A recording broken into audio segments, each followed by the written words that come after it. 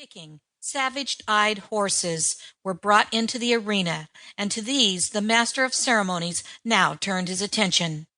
From the wildest regions of the range we have brought mustangs that never have borne the weight of man.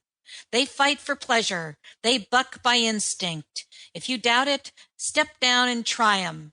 $100 to the man who sticks on the back of one of 'em, but we won't pay the hospital bills.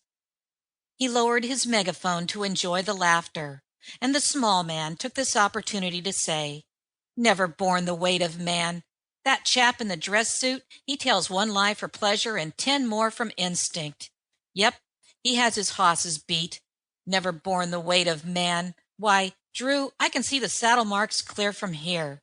I got a mind to slip down there and pick up the easiest 100 bones that ever rolled my way." He rose to make good his threat, but Drew cut in with, "Don't be a damn fool, Werther. You aren't part of this show." "Well, I soon will be. Watch me. There goes Ananias on his second wind." The announcer was bellowing.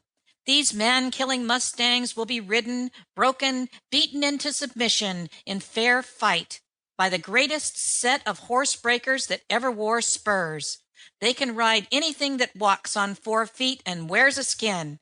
They can—" Werther sprang to his feet, made a funnel of his hands, and shouted, "Yip!"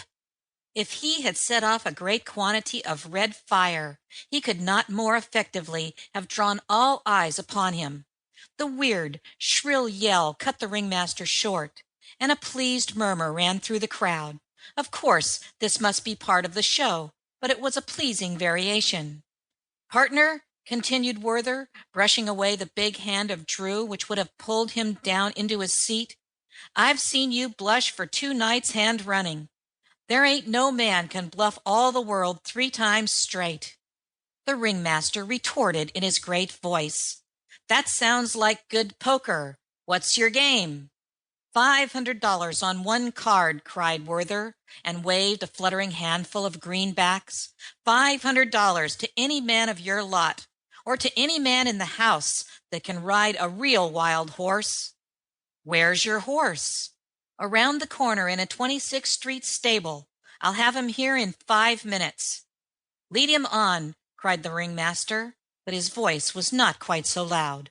Werther muttered to Drew, "Here's where I hand him the lemon that'll curdle his cream," and ran out of the box and straight around the edge of the arena. New York, murmuring and chuckling through the vast galleries of the garden, applauded the little man's flying coat-tails.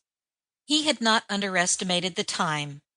In a little less than 5 minutes the doors at the end of the arena were thrown wide, and Werther reappeared.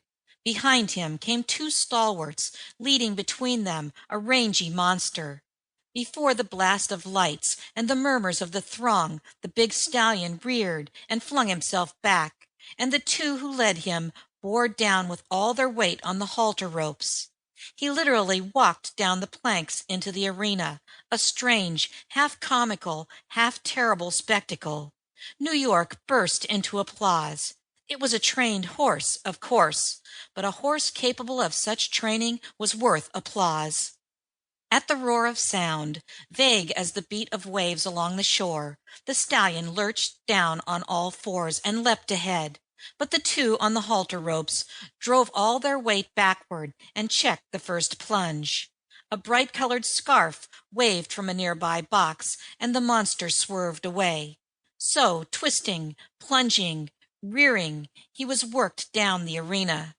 As he came opposite a box in which sat a tall young man in evening clothes, the latter rose and shouted, "Bravo!"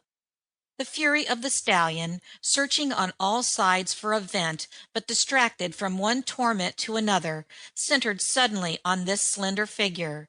He swerved and rushed for the barrier with ears flat back and bloodshot eyes.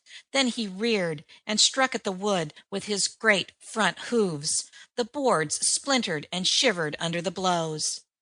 As for the youth in the box, he remained quietly erect before this brute rage.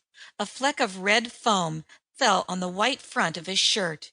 He drew his handkerchief and wiped it calmly away, but a red stain remained.